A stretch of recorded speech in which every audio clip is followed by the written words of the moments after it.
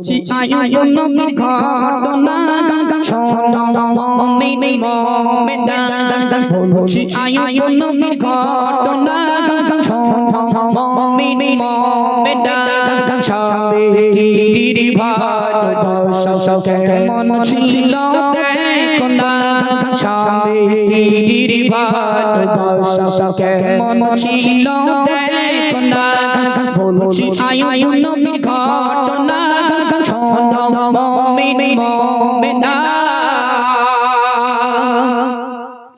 বাদশাহ ছিল আয়ুব নবী তার ছিল চারটি বিবি সুখে দুঃখে তাদের নিয়ে জীবন কাটায় আয়ুব নবী আর হলো ছোট পরীক্ষা আয়ুব নবীকে রব্বানা হলো ছোট পরীক্ষা আয়ুব নবীকে রব্বানা ধ্বংস হলো যা কিছু ছিল আয়রন হলো বালাখানা বলছি আয়ুব নবীর ঘটনা শোনো মুমিন মুমিনা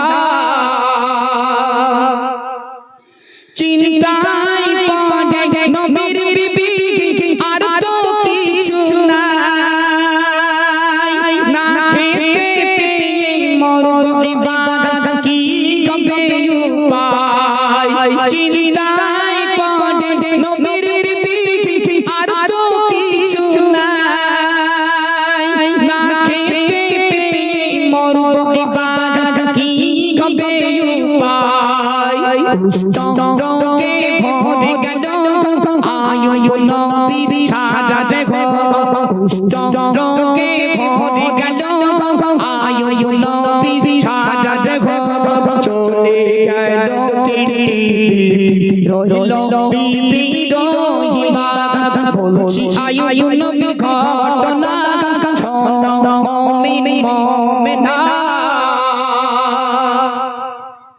শরীর গতে দুর্গন্ধ ছড়ায় সারা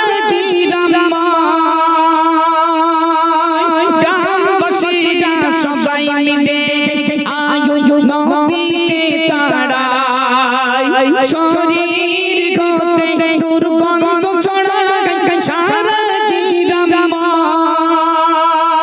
গ্রামবাসীরা সবাই মিলে আয়ুব নবীকে তাড়ায় স্বামীকে ছেড়ে বিবি রহিমা কোথাও তিনি গেল না স্বামীকে ছেড়ে বিবি রহিমা কোথাও তিনি গেল না স্বামীকে নিয়ে গুদু জঙ্গল নীল রওনা বলছি আয়ুব নবীর ঘটনা শোনো মুমিন মুমিনা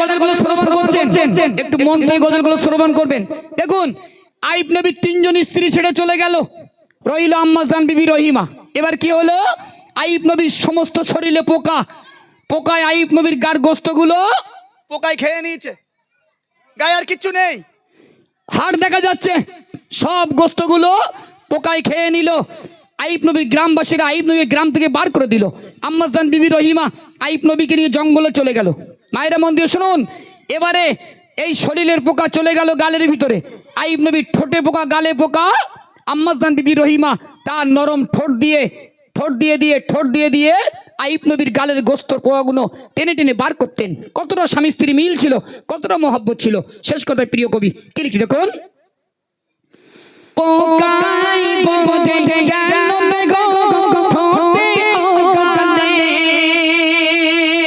ঠোঁটের পোকা ঠোঁট দিয়ে বিবি রহিমা ফেলে আয়ুব নবী বলে বিবি সবাই গেল ছেড়ে আমায় নিয়ে তুমি কেন আছো এখনো পড়ে আম্মা জান বিবি রহিমা বলছে স্বামী সেবাই মিলিবে খোদার জান্নাত নসিবে স্বামী সেবাই মিলিবে খোদার জান্নাত নসিবে তাই তো আমার মা ভাবি স্বামী লোক সেবা করোনা বলছি আয়ুব নবী ঘটনা শোনো মুমিন মুমিনা স্বামী স্ত্রীর ভালোবাসা কেমন ছিল দেখো না বলছি আয়ুব নবী ঘটনা শোনো মুমিন মুমিনা।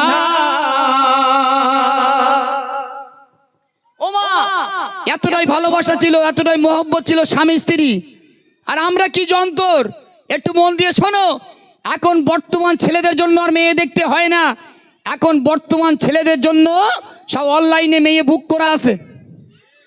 অনলাইনে অনলাইনে সব মেয়ে পুরো বুকিং আছে ছেলেদের। শুধু ছেলে বাপকে বলছে আব্বা আব্বা আব্বা, বলতে বলো বাপ, বলতে শোনো আমার জন্য মেয়ে দেখতে হবে না, ওই পাড়ার কর্মীর মেয়ের সঙ্গে আমার সেটিং আছে, দিলে তো ভালো আর নইলে মান সম্মান ডুবকে দেবো, দিলে তো ভালো আর নইলে মান সম্মান ডুবকে দেবো, শুধু হাতটা ধরবো একদম বোম্বে চলে যাবো, আর বাড়ি আসবো না। ও বাপ মন দিয়ে শোনো, এত কষ্ট করে ছেলে মেয়ে বড় করে লেখাপড়া শিখিয়েছ, বাপ মার কোনো দাম নেই। ওই পাড়ার কর্মীর মেয়ে টুম্পার দাম বেশি। ওই পাড়ার বাপি তুমি মন দিয়ে শোনো, বুঝেছ, ওই পাড়ার কর্মীর মেয়ে টুম্পা এমন কায়দায় মাথাটারে ভেজে খেয়ে এলেছে, বাপ মা ছেলে আর দাম দেয় না।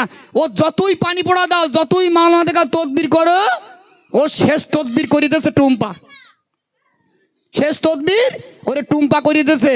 ও টুম্পা তুমি তদবির করো ঠিক আছে, তবে পালিয়ে যেও না। হ্যাঁ বাড়ি বলতে বলো, পালিয়ে গেলি বাপ মা কষ্ট পাবে, বাপ মা কষ্ট বলে আপনার বিয়েটা একদম কবুল হবে না। বাপ মার মনে ব্যথা দিয়ে কোনো বিয়ে করলে সে বিয়ে সংসার সুখী হয় না।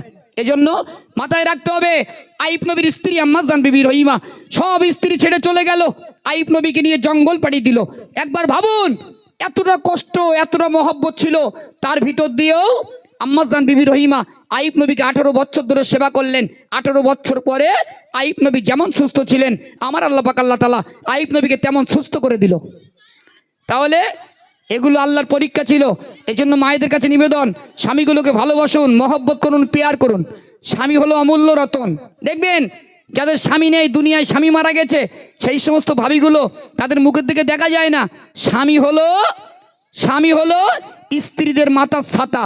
যার স্বামী নেই তার দুনিয়ার জমিনে কেউ নেই। এগুলো মাথায় রাখবে। চলো আমাদের মাহবুব ভাই এখন তিনি পরপর দুটো গজল পরিবেশন করবে, মন দিয়ে শোনান।